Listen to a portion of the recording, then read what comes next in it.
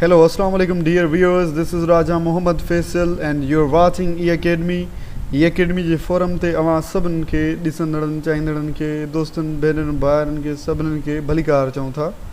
मां तव्हां सां वचन कयो त तव्हांखे क्लास 4 जी जेका साइंस आहे उहा हिकु सॼी जेको निचोड़ मूं कढियो आहे तव्हांजे लाइ महिनत कई आहे। ही उहो सॼो जेकी नोट्स मूं ठाहिया ऐं जेकी लेक्चर तयारु कयो, मां सोचियो त हिकु लेक्चर में चोथीं क्लास पूरे खे डिस्कस कयूं, वरी पोइ बाद में 5 खे 6 खे 7 खे ऐं 8 खे।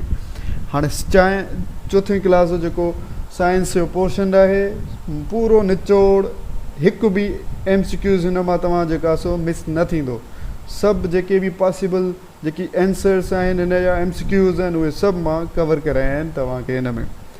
अचो हाणे क्लास 4 जो जेको फर्स्ट चैप्टर आहे उन तरफ़ वधूं था ऐं उहो तव्हांखे ॿुधायां थो त हुन में कहिड़ियूं कहिड़ियूं अहम तरीन पॉइंट्स आहिनि।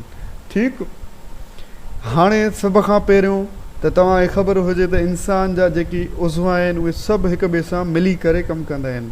छा कंदा आहिनि? सभु हिक ॿिए सां मिली करे पोइ ई कमु कंदा आहिनि। ठीकु, all organs of human body work in coordination.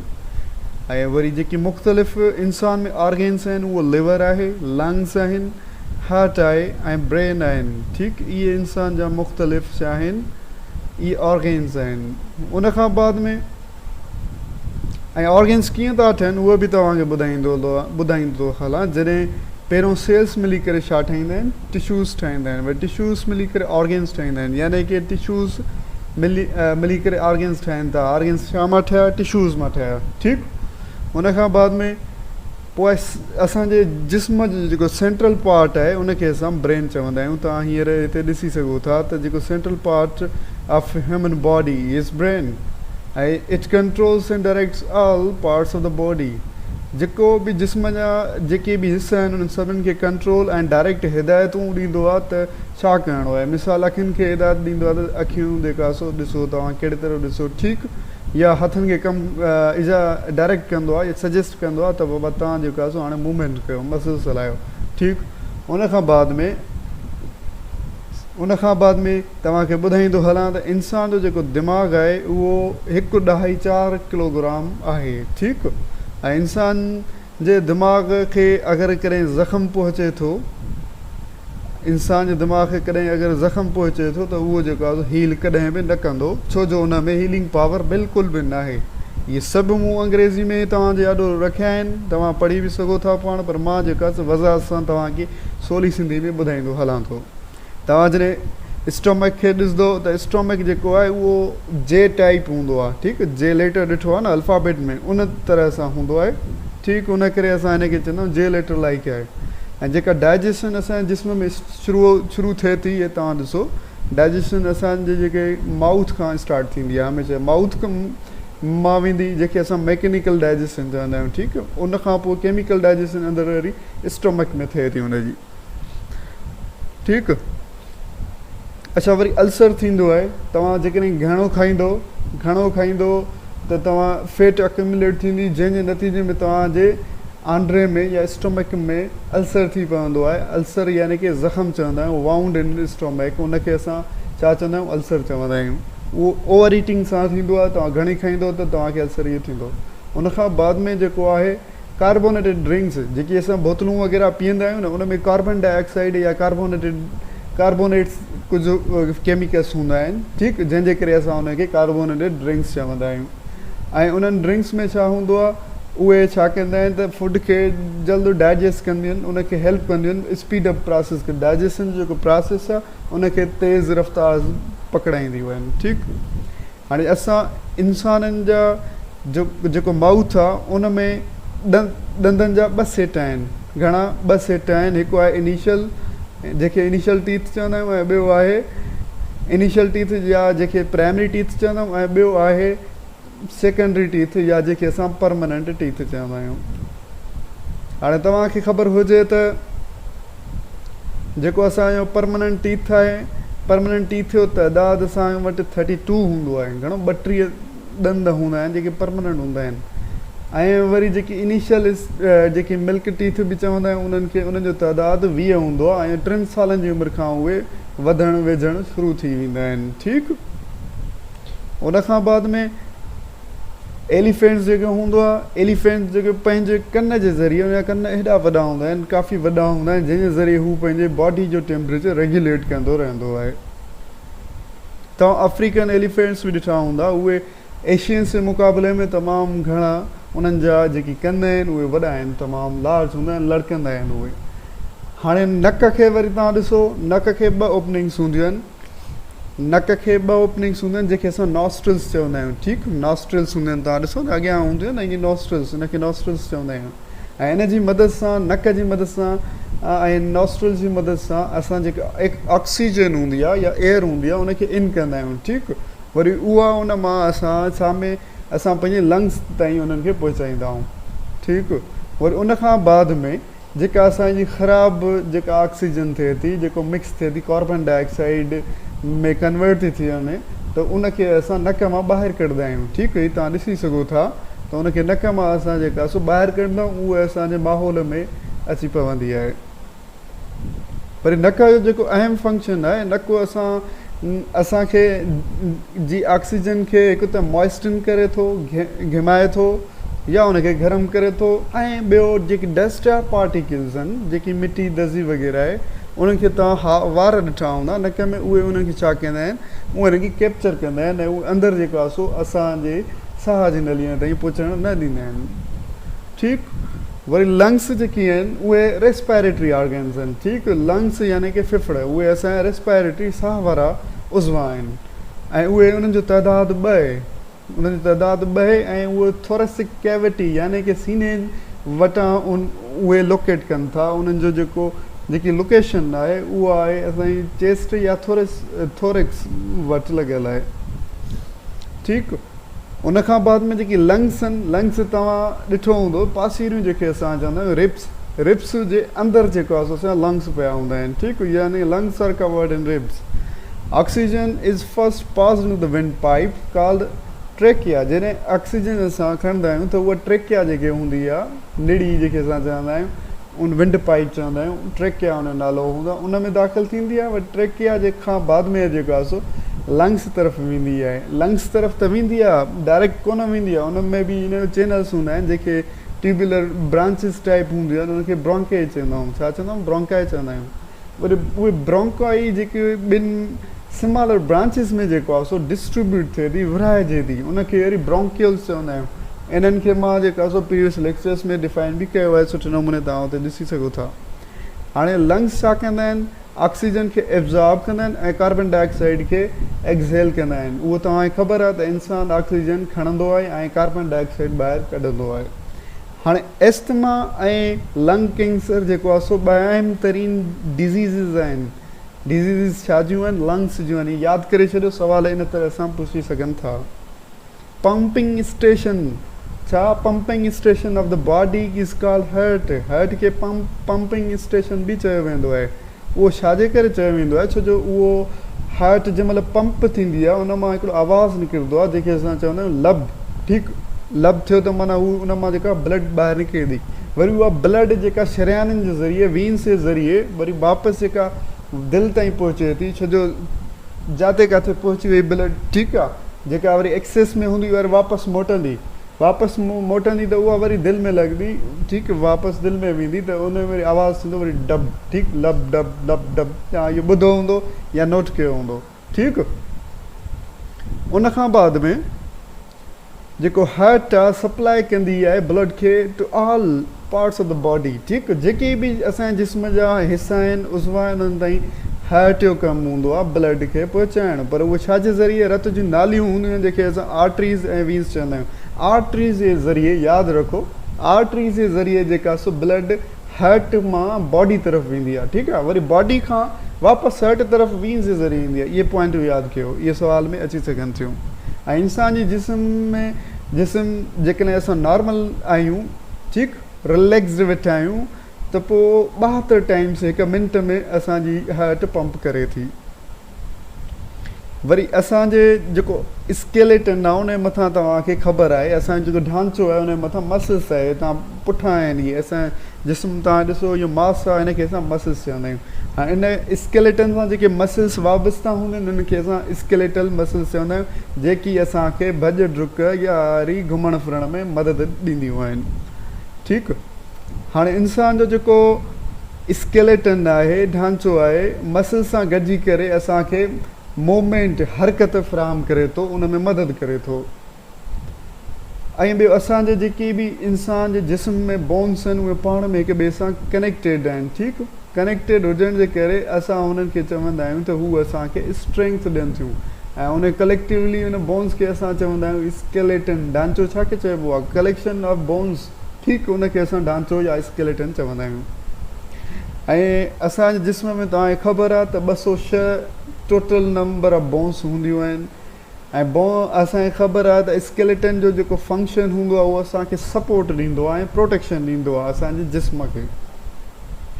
ऐं असांजे जिस्म जे अंदरि जेकी ऑर्गेन्स आहिनि उन्हनि खे बि प्रोटेक्ट कंदो आहे, जंहिंजो हिकिड़ो मिसाल तव्हांखे ॾियां, स्कल। ठीकु आहे। जंहिंजो जेके असां क्रेनियम बि चवंदा आहियूं, उहो असांजे ब्रेन जे अंदरि जेकी हिसा आहिनि, सेरिबलम, ठीकु, इन्हनि सभिनीनि खे प्रोटेक्ट कंदो आहे। ऐं जॾहिं त तव्हां रिब्स जेके असां पासीरियूं चवंदा आहियूं, पासीरियूं बि तव्हां यादि कयो जेका 12 हूंदियूं आहिनि, उनजो तइदादु घणो हूंदो आहे? 12 हूंदो आहे। ऐं पेयर्स में जेका 12 पेयर्स में हूंदा आहिनि, यानी कि टोटल उनजो तइदादु 24 थींदो। ऐं विच ते उन में हिकिड़ी बोन अटैच थियल हूंदी आहे जंहिंसां इहे रिब्स ॻंढियल हूंदियूं आहिनि, उनखे असां स्टर्नम चवंदा आहियूं। हीअ एक्स्ट्रा नॉलेज आहे, अॻिते क्लासिस में इहे मौजूदु आहे, मां तव्हांखे ॿुधाईंदो हलां पियो।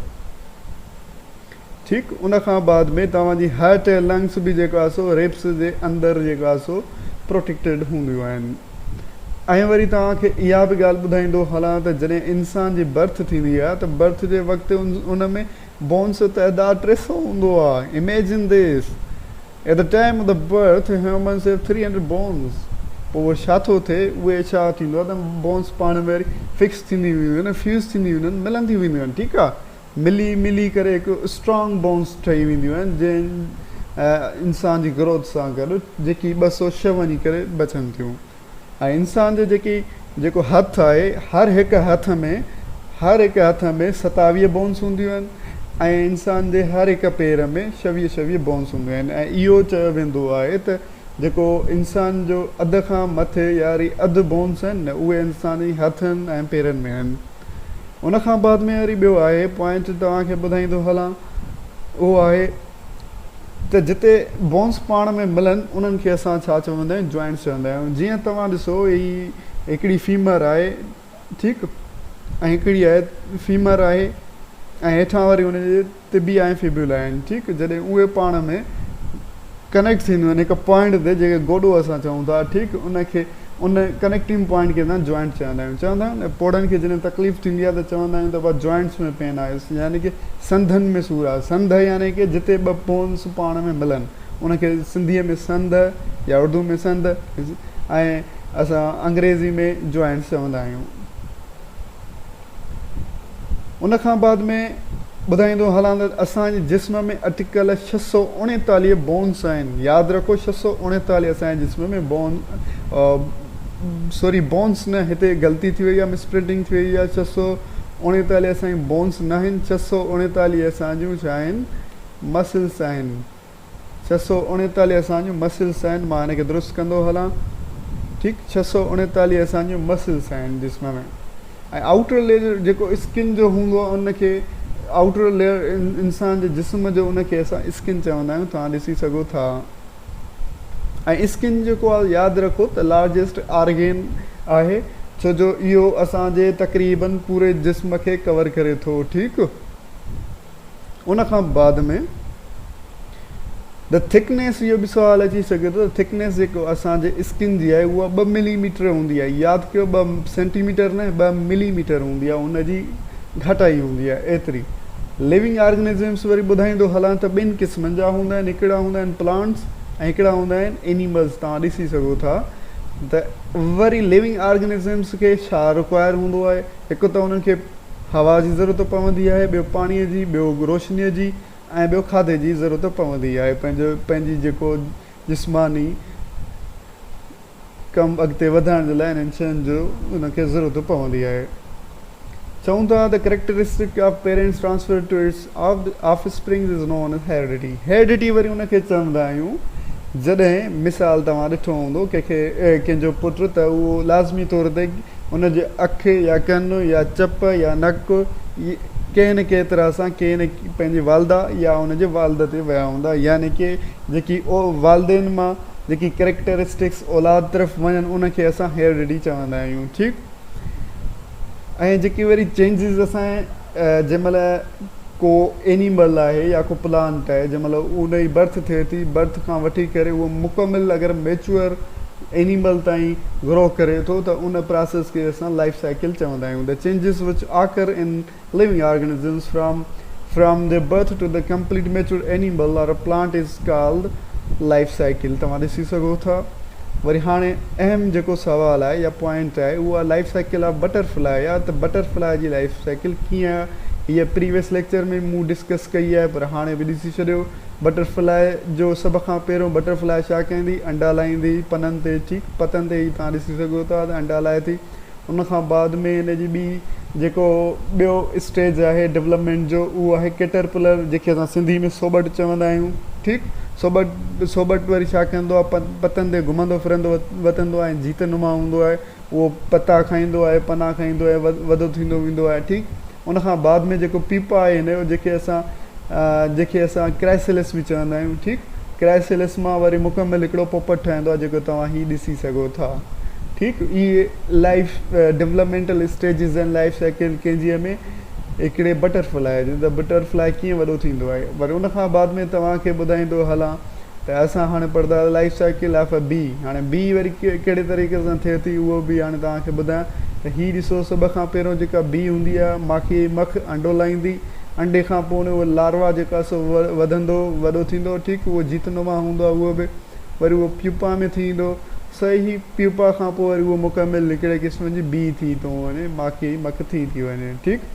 उनखां बाद में तव्हांखे वरी ॿुधाईंदो हलां फ्रॉग जे बारे में। फ्रॉग बि वरी कीअं वॾो थींदो आहे उहो बि तव्हांजे उन डेवलपमेंटल स्टेजिस में कीअं हूंदियूं आहिनि उहे ॿुधायांव थो।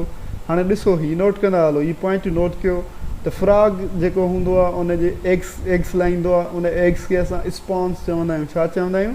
फ्रॉग जे एग्स खे स्पॉन चवंदा आहियूं। वरी स्पॉन्स मां उहे वॾा थींदा टेडपोल जी सूरत में हलाया वेंदा आहिनि। हे तव्हां ॾिसी सघो था त टेडपोल पाणीअ में हूंदो आहे। हमेशह यादि करियो त अंडा जेको आहे सो पाणीअ में लाहींदो आहे ऐं टेडपोल बि पाणीअ में ई ग्रोथ कंदो आहे। जॾहिं उहो नंढो हूंदो आहे त हीअ पाणीअ में गिल्स जे ज़रिए साहु खणंदो आहे। ठीकु। जंहिं महिल वॾो थींदो वेंदो आहे त पोइ पाणीअ में स्किन जे ज़रिए साहु खणंदो आहे। ठीकु। जंहिंखे कीटनेस सिस्टम चवंदा आहियूं, रेस्पायरेटरी सिस्टम। वरी जंहिं महिल पाणी उहो वॾो हूंदो आहे ॾिॾर ऐं पाणी ख़ुश्कीअ ते रहंदो आहे त उहो लंग्स जे ज़रिए साहु खणंदो आहे। वरी पोइ उनखां बाद में तव्हां ॾिसी सघो था त हीअ टेडपोल हुयो, टेडपोल जे बाबति ऐं उनजे सिस्टम जेको रेस्पायरेटरी आहे उन बाबति तव्हांखे ॿुधायो। पोइ बाद में ही मुकमिल हिकिड़ो फ्रॉग थी थो वञे, फ्रॉगलेट्स मां थी करे हिकिड़ो मुकमिल फ्रॉग थी थो वञे। इहो सॼो लाइफ साइकिल हुयो फ्रॉग जो। हाणे लाइफ साइकिल आहे ग्रीन प्लांट। ई त ग्रीन प्लांट कीअं वधे थो, कीअं वॾो थिए थो, उहो बि लाइफ साइकिल बि हाणे तव्हांजे अॾो आहे। हाणे चऊं था त सभ खां पहिरियों त तव्हां पाणीअ में बीन आहे प्लांट खणणो आहे। कहिड़ो बीन, यानी कि रां मिटी खोटीसीं, उन में सीड विधोसीं, ॿिज विधोसीं। तव्हां ॾिसी सघो था त उनखां अंदरि हिन सल पैदा थींदो आहे। रूट ऐं सल साहु जेका सो अंदरां शुरू थींदो। वरी उहो जेके असां कार्टिलेडन चवंदा आहियूं, वरी उहो ज़मीन खां ॿाहिरि निकिरंदो आहे। ठीकु। हिनखे हेठि हिसे खे रूट चइबो आहे। इहो यादि कयो जेको ज़मीन जे अंदरि हिसो हुजे जेको बि हुजे, जीअं हिते रूट आहे ऐं कार्टिलेडन आहे, इनखे असां छा चवंदा आहियूं? रूट चवंदा आहियूं। ठीकु आहे। इहो रूट सिस्टम आहे इहो। ऐं शूट सिस्टम वरी कंहिंखे चवंदा आहियूं? प्लांट जे शूट सिस्टम असां हिननि खे चवंदा आहियूं जेका ज़मीन खां मथे हुजे, मथे तरफ़ जेको बि हिसो हुजे उनखे शूट सिस्टम चवंदा आहियूं। या शूट सिस्टम में हीअ शयूं अचनि थियूं। हे तव्हां ॾिसी सघो था। हीअ तव्हां ॾिसी सघो था लीफ आहे, जीअं स्टेम आहे ऐं फ्लावर आहे, इहे सभु शयूं शूट सिस्टम में थियूं अचनि। ठीकु। उनखां बाद में वरी तव्हांखे ॿुधाईंदो हलां ईअं असांजो वॾो प्लांट थी वियो। ऐं प्लांट जी ग्रोथ जेका थींदी आहे हमेशह यादि करे छॾियो त सेक्शुअल हिन में आर्गन जेको कहिड़ो आहे प्लांट्स में, उहो आहे हीअ आहे तव्हांजो फ्लावर। फ्लावर जे ज़रिए ई जेका सो ॿूटो पंहिंजो नसल वधाईंदो आहे। सही। उनखां बाद में वरी तव्हां ॿुधायां त खाधो असांखे छा कंदो आहे, सभ खां पहिरियां त खाधो असांखे एनर्जी ॾींदो आहे ऐं न्यूट्रिएंट्स बि ॾींदो आहे जेकी तमामु ज़रूरी आहिनि इंसान जी ग्रोथ ऐं सिहत वग़ैरह जे लाइ, वाधवे जे लाइ। हाणे खाधे जा 5 अहम तरीन ग्रुप्स आहिनि, उहे तव्हांखे वरी ॿुधाईंदो हलां। हिकिड़ो आहे स्टार्च, जेके कार्बोहाइड्रेट्स बि चवंदा आहियूं या जेके असां मिठास वारा मादा बि चवंदा आहियूं। वरी पोइ आहे प्रोटीन, वरी फैट्स आहिनि, मिनरल्स आहिनि ऐं 5हों असांजा वाइटामिन्स आहिनि। इहे यादि कयो त इहे 5 ग्रुप्स आहिनि, ठीकु, खाधे जा। उनखां बाद में कार्बोहाइड्रेट्स जेकी असांखे क्विक सोर्स ऑफ एनर्जी ॾींदा आहिनि। तव्हां हिन मिसाल ईअं वठी सघो था या ईअं ऑब्ज़र्व कयो त जेको शख़्स बीमार हूंदो आहे, चवंदा आहिनि हुनखे जूसिस पीआरियो या हुनखे कार्बोहाइड्रेट्स ॾियो या हुनखां अलावा हुनखे ग्लूकोज़ ॾियो, ठीकु, छो जो उहे क्विक सोर्स ऑफ एनर्जी आहिनि, हुनखे जल्द जेका एनर्जी ॾींदियूं आहिनि पेशेंट्स वग़ैरह खे। हाणे हुनखां पोइ मिनरल्स जेके हूंदा आहिनि मुख़्तलिफ़ वेजिटेबल्स मां असांखे मिलंदा आहिनि, फ्रूट्स मां मिलंदा आहिनि, ग्रेन्स मां मिलंदा आहिनि, मीट मां मिलंदा आहिनि ऐं सी फूड मां मिलंदा आहिनि, ठीकु। सी फूड यानी कि सी में जेकी मछियूं वग़ैरह हूंदियूं आहिनि या प्लांट्स हूंदा आहिनि, उन्हनि मां बि असांखे इहे वाइटामिन्स या मिनरल्स मिलंदा आहिनि। वाइटामिन्स बि जेका फ्रूट्स में ऐं वेजिटेबल्स में मिलंदा आहिनि, उनजो कमु असांखे मुख़्तलिफ़ बीमारियुनि खां बचाइणु हूंदो आहे। ऐं प्रोटीन्स बाद में वरी जेकी असां उन्हनि खे चवंदा आहियूं बॉडी मेकिंग फूड बि चवंदा आहियूं, छो जो असांजे जिस्म खे उहे प्रोटीन्स ठाहींदियूं आहिनि, ठीकु। असांजो जिस्म जेको आहे न बिल्डिंग ब्लॉक ऑफ प्रोटीन्स आहे, ठीकु। टिश्यू ठाहींदा आहिनि, tissues are the building block of proteins, are the building block of tissues, ठीकु आहे। प्रोटीन टिश्यूज़ खे ठाहींदा आहिनि, टिश्यूज़ वरी असांजे जिस्म खे ठाहींदियूं आहिनि, स्किन वग़ैरह। असांजो हेयर आहे, नेल आहे, ठीकु, इहे सभु असांजा छा आहिनि, प्रोटीन्स आहिनि। ऐं प्रोटीन्स जेकी मेंटेनेंस वग़ैरह लाइ यूज़ थींदो आहे, ग्रोथ वग़ैरह लाइ यूज़ थींदो आहे, इहो हिन जो कमु हूंदो आहे, ठीकु। वरी असां कीअं ख़बर पए त सोर्सिस कहिड़ा आहिनि। सोर्सिस सिंपली इन या मिल्क आहे, मीट आहे, एग आहे या दालूं वग़ैरह आहिनि, इहे रिच सोर्सिस ऑफ प्रोटीन आहिनि। ऐं तव्हांखे ख़बर आहे त फैट्स यानी कि सणभा मादा असांखे छा मां मिलंदा आहिनि, या त तेल मां मिलंदा आहिनि या बटर मां मिलंदा आहिनि, इहे सभु हुन जा सोर्सिस आहिनि। ऐं उहे असांखे गर्मी बि ॾींदा आहिनि ऐं एनर्जी बि ॾींदा आहिनि। तव्हांखे ख़बर आहे त जेको माण्हू थुल्हो हूंदो आहे उनखे गर्मी जेका सो वधीक थींदी आहे ऐं उन सियारे में उनखे सी जेको आहे सो घटि थींदो आहे, छो जो उनजे मथां हिकु तह चढ़ी वेंदो आहे जेकी असां फैट्स डिपॉज़िट चवंदा आहियूं। ऐं फैट्स तव्हांखे ख़बर आहे त वधीक एनर्जी ॾींदियूं आहिनि एज़ कम्पेयर टू प्रोटीन्स या कार्बोहाइड्रेट्स। इहो पॉइंट यादि कयो त फैट्स में वधि एनर्जी हूंदी आहे, भले तव्हां कंपेयर कयो प्रोटीन खे या कार्बोहाइड्रेट्स खे। ऐं वाइटामिन्स जेके हूंदियूं आहिनि उहे असांजे जिस्म खे चङी तरह कमु करण में मदद ॾींदियूं आहिनि, ठीकु। उनखां बाद में जेको नेक्स्ट आहे वाइटामिन्स जे बारे में असां पढ़ूं था त वाइटामिन्स सां छा थिए थो। वाइटामिन्स जी डेफिशिएंसी जे करे असांखे नाइट ब्लाइंडनेस थींदी आहे, जेके असां छपकोरी चवंदा आहियूं। ऐं हिन जा सोर्सिस इहे आहिनि, तव्हांजे अॻियां लॻियल आहिनि। कैरेट्स आहिनि, कॉल लिवर ऑयल आहे, ठीकु। मछीअ जेको जेरो आहे उनजो ऑयल आहे, उहे उनजा सोर्सिस आहिनि। बी कम्पलेक्स, हिन बी कम्पलेक्स इन करे चवंदा आहियूं त हिन में जेका मुख़्तलिफ़ वाइटामिन्स जो मजमू हूंदो आहे, B1 आहे, B2 आहे, B12 आहे, B6 आहे, ठीकु। इहे सभु हिन में मजमू हूंदियूं आहिनि ऐं इन जे करे हिकिड़े क़िस्म जी डिज़ीज़ थींदी आहे जंहिंखे असां बेरी चवंदा आहियूं, ठीकु आहे। उनखां बाद में आहे वाइटामिन सी। वाइटामिन सी खे असां स्कॉर्बिक एसिड बि चवंदा आहियूं। इहे पॉइंट यादि रखो त वाइटामिन सी खे असां स्कॉर्बिक एसिड बि चवंदा आहियूं। ऐं इहा हमेशह असांखे जेके जूसी फ्रूट्स हूंदा आहिनि, सिट्रस फ्रूट्स हूंदा आहिनि, उन मां मिलंदी आहे। इहा पॉइंट यादि रखो। ऐं इन जी डेफिशिएंसी जे करे असांजे ॾंदनि में, होड़नि में जेकी गम्स आहिनि उन में उहे स्वालुनि थींदा आहिनि, यानी कि सुजी वेंदा आहिनि ऐं ब्लीडिंग वग़ैरह थींदी आहे। तव्हां अक्सर ॾिठो हूंदो, उहो वाइटामिन सी जे कमी जे करे थींदी आहे। उनखां बाद में वाइटामिन डी जेके असांजे मिल्क मां मिलंदी आहे या लिवर वग़ैरह मां, इहा इन में कैल्शियम वग़ैरह हूंदी आहे ऐं इहा असांखे सनलाइट मां बि मिलंदी आहे। तव्हां नंढनि ॿारनि खे ॾिठो हूंदो त उन्हनि जा बोन्स स्ट्रॉन्ग हूंदा आहिनि, छो जो उहे जेको आहे उहो उस उन्हनि खे वधीक जेको आहे टाइम मिलंदी आहे।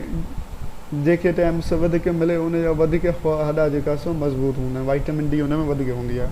उनखां बाद में आहे वाइटामिन के। वाइटामिन के जेको आहे सो असांजे ब्लड क्लॉट करण में मदद ॾींदियूं आहिनि। मिसाल तव्हांखे को ज़ख़्म थिए थो, धकु लॻे थो, ठीकु, धकु लॻे थो ऐं ब्लड असांजी जेका बंदि न थिए, वहंदी रहे, त पोइ इंसानु जेको आहे लाइफ जेका हुनजी पॉसिबल न थींदी, उहा लाइफ हुनजी ख़तमु थी वेंदी। पर वाइटामिन के जो कमु इहो हूंदो आहे त उन जेकी प्लेटलेट्स आहिनि या उनखे छा कंदो आहे ब्लड खे जेको आहे सो क्लॉट कंदा आहिनि। ठीकु, ब्लड खे क्लॉट करण